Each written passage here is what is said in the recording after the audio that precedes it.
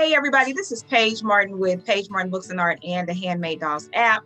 This morning we have Dr. Christina M. Grange, who's a clinical psychologist and owner of the Fern Center for Life here in Atlanta, Georgia. She's also an associate professor of psychology at Clayton State University, which is where we met, sitting on the advisory board for PACE with Clayton State University, which is partnering academics with community engagement. Her clinical training focused on the well-being of optimal development of young people in the context of their families, specifically Black families. Her current research focuses on better understanding co-parenting realities for Black families, the strengths, the challenges, and the lessons. And a recent writing related to the work is featured by the National Institute for Diversity, titled Involving the Single Mother Narrative. Welcome. Hey, I call her Christina. Please do. Please do. As we are chatting, please do. Okay. Thank you so much for coming on to do this with me. You know, you kind of know a little bit about my doll journey, just with us knowing one another from PACE. So I wanted to ask you, what is your earliest memories of dolls? I think I have a lot of memories playing with dolls. I made forts with pillows, and I integrated my brother's dolls, which were G.I. Joe figures. I don't know if those count officially in the doll world. They do. Yeah, I had them with Barbies, and so I just integrated them. Because I didn't have a lot of dolls growing up, so I kind of made use with those. But that was kind of a generic experience in that I had it, and I have those memories, and that's great. But my first memory of my first official soft doll was actually special because it was a Cabbage Patch doll that wasn't given to me by my parents. It was given to me by my Uncle Brahms, who was actually my godfather, who I think worked in a department store, so he had some access. And it was valuable to me, and looking back, it's significant because he was actually from Trinidad and is Hindu. And that was special looking back again because he brought me my first brown doll. So this person of Indian descent, not born in the US, realized the value of me having my first having a brown doll, which I now recognize as significant. It was also significant because my parents weren't going to buy me a Cabbage Patch Kid doll because they were a little bit expensive for that time period. For our family, at least. So it's my first memory, and I still have that doll at my parents' house. My first soft baby doll. So that's special to me. So you and I have talked about this before, and I'm a little older than you, but I was raised in the North. I'm from Cincinnati, Ohio. You were raised in Florida. Graduate of FAMU. These HBCUs are doing great things. We've always done great things. People are starting to just realize. And we've kind of talked about not having access to a lot of brown dolls, which was really not my experience. Can you kind of talk about that? Do you think that is regional, or what do you think kind of attributed to that? Well, in my family, it might have been more cultural and economic. Okay. So cultural in that my parents were focused on forward advancement. So they were most focused on my education, not my socialization around my race. And so my mother is actually biracial, and my father, they're both Jamaican, and my father's of African descent very overtly. And so I think they just were focused on what we needed to experience to succeed here, which was not a big emphasis on our toys. And we likely experienced the toys that were most accessible to us. And I think my mother would say now that she didn't easily see brown dolls. They weren't easily accessible in the stores at that time. So it just wasn't a priority. And having not been raised in the US with a huge sensitivity to the racial socialization issues that the US has been plagued with, it just wasn't a thing. And they were very sensitive about how they use their resources. So looking for that also just at the time wasn't prioritized the way they may do it now, for example, with their granddaughter. Your experience with dolls, when you say granddaughter, you will be talking about your own daughter. My own daughter, yeah. Okay. So your experiences with dolls as a child, and now looking at the fact that you have your own daughter, how has your view of dolls changed? Or has it? No, I would say it has. I probably went through my earlier season in being a mom of trying to, in some ways, avoid her playing with dolls so much because I felt like it was somewhat pushed on little girls, and I wanted her to have more of a quote unquote neutral experience so she could be drawn to the things that were naturally associated with who she was. And so I wanted to surround her with a variety of things. And fortunately, she went to a school that did that in a beautiful way before she went to public school. She went to the Highlander School here in Atlanta, and they surrounded her with all kinds of stuff, which was really helpful. That was really helpful in inspiring me to know how to give her a variety of things as well. So I, though, in doing that, have been very intentional about the types of dolls. So she has some traditional Barbie dolls, but we are so fortunate to be living in 2020 and now 2021, where Mattel has really upgraded their diversity efforts. And so she has Ibtihaj Muhammad, the fencer, as a Barbie. She has a Barbie with a prosthetic leg. She has Rosa Parks. Yes. I tried to let her have kind of a little bit more of a gender neutral experience. But my daughter is all girl and she loves dolls, like Barbies, but also baby dolls, which her teachers helped me realize is just who she is. She's a nurturer. She loves to wrap up baby dolls and care for them and give them food. And I recently gave her a boy baby doll to complement the existing one. And the first thing she did was check its anatomy. That was very interesting. Then she just went on with her day. Curiosity. Yes, it was a beautiful opportunity to talk about science and anatomy. So dolls have a place in a lot of ways that I think I had originally forgotten or underestimated. So why do you think dolls are important to communities, or how they're used in communities? Because you made some very great perspective of how when you let your daughter play with dolls, you wanted it to be gender neutral. You wanted her to create her own love for dolls or whatnot in her own way.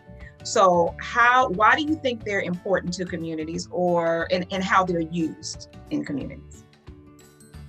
Well, I think they are a fundamentally easy way to play.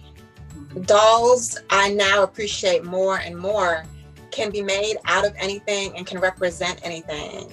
And when I say play, I mean the opportunities for children to play, but also the opportunity for adults to play with children, which is a fundamental experience that, again, in our hustle and bustle of life and focused on education, this structured thing, we might miss opportunities to play.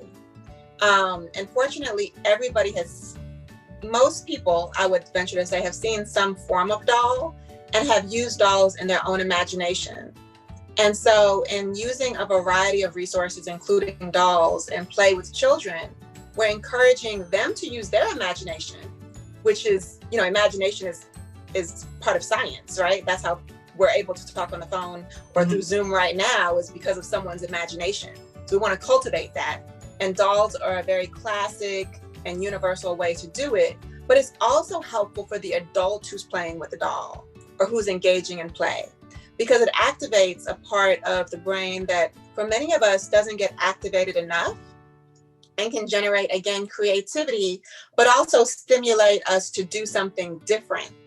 And our brain likes it. Our brain likes to do different things, and play is constantly creating the opportunity for something different in a way that helps us all grow. I totally agree with that. And, when I talk to other women about whether they like dolls and whether they play with dolls when they were younger, many of the women say that they played with dolls much longer than people would anticipate. I mean, really far up into their teens. And then as adults, they kind of just became collectors of dolls. But I use dolls as a way to resolve conflict with my friends. Like, so let's just say elementary, middle school, even into high school. I use my dolls as a way to have the conversation again. Let's just say if I had a conflict with someone, to have the conversation again, or if I knew that the conflict was going to spill over into another day, how I was going to resolve the issue by already creating the situation and how I would respond to the situation. So I think that's another reason why some people have some women have a fondness for dolls, because I think they were doing those things too. I think they were using the dolls to solve some of their problems and some of their conflicts with other people. So with that being said, have you ever used dolls in play therapy? Have you thought about using dolls in play therapy? And if you have, what results have you found? Just surface results, because I know you can't detail. Right. So I have found, especially in this space of doing a lot of remote therapy with me in a box and my client in a box, dolls are another character. So instead of it being just myself and just my client, while I'm not trained as a play therapist, it's fun for all of us who work with young people to have props. And so, for example, I might have this doll if I'm teaching a skill, right? And I might use this doll, which my daughter actually created, and now I use it for work. And let's say we're talking about anxiety. And this person is really stressed and really anxious about something going on in her classroom, and she's not sure if she's going to be able to do well on this particular test. And so when we talk about kids being able to reframe the thoughts that they have in their mind, right? Mm-hmm. It's hard for you to do it for yourself. So let's say this girl is Tammy and she's like nervous and she's not sure she's going to do well. Tammy's having a hard time reorganizing her thoughts. But then we might have her friend Keisha come in, and Keisha, who would be my client as the voice of Keisha, is encouraging Tammy to understand how her anxiety, for example, doesn't have to get the best of her. And so it's fun because my client, who's being Keisha, right, gets to practice supporting her friend in using skills that I'm actually trying to teach my client. And then I'm able to say, oh my gosh, client, look, you do know the skills. And now let's think about it in terms of when you were nervous about that project that you had last week, or when you were nervous about talking to your parent about something. So it's great for me in therapy to have whatever dolls are available as a tool for props, so that it's not just about the client learning skills. It's like she gets to practice them through some kind of acting type of demonstration and demonstrate empathy and support for someone else in a way that she might not yet be able to do for herself. Okay. Totally get it. I love that. Where'd you get those dolls from? This woman I know, this creative woman who shared this amazing resource with me that came in handy. Okay. Do you feel that there is a positive or negative impact on dolls in communities? Well, I think that it's great to have a range of doll types. So, for example, a lot of us were introduced to the traditional Barbies, but then I mentioned, obviously, my introduction and exposure to the Cabbage Patch Kid when I was little. I think that there's a limitation when we just focus on a certain type of doll, because it communicates a certain message. Anytime we focus on something in an exclusive way, I think we miss out on the opportunity to learn from other types of things. So dolls by themselves, I don't have concerns about how the concept of a doll is used in communities, how we send messages to all of us about what's important in our society or what the society is trying to promote. And I think that we should be mindful of that. Again, we can have those things, but adding additional options, I think, can be very helpful. And unfortunately, I don't know that happens as much as it could. Okay, so we're getting to the end of our interview. We want to give the Handmade Dolls app community a little bit of your personality. So I have some personality questions for you. And these are this or that questions. Do you prefer this as opposed to that? Okay. Okay. Is it like rapid fire? Do I need to answer quickly? No, you don't. You don't. Okay. Okay, so do you prefer Coke or Pepsi? Coke.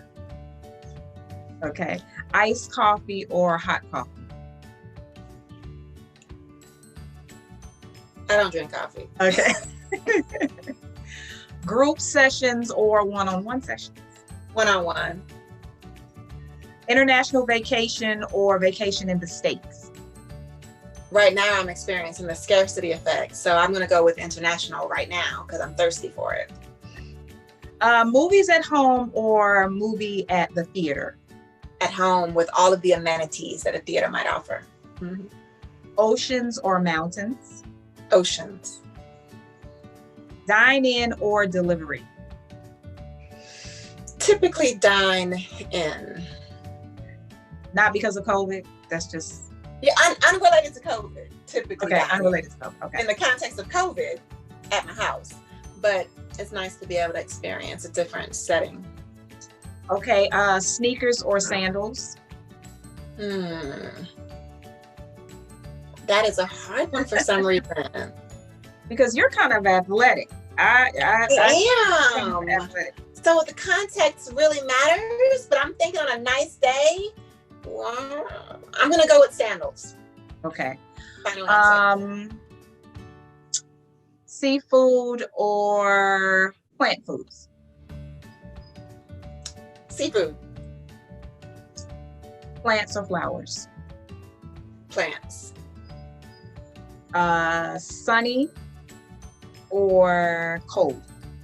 Sunny. Okay. So even on a cold day. Sunny even on a cold day. Okay. So that's it, Miss Christina, Dr. Christina Grange. She's Christina to me. Thank you so much for coming on to the Handmade Dolls app. You have definitely contributed to the content based on you being a psychologist. Thank you so much for coming on, because we don't always get the view of how dolls play such a big role on our mental as well as emotional. We really don't get that. So thank you. No problem. Thanks for having me.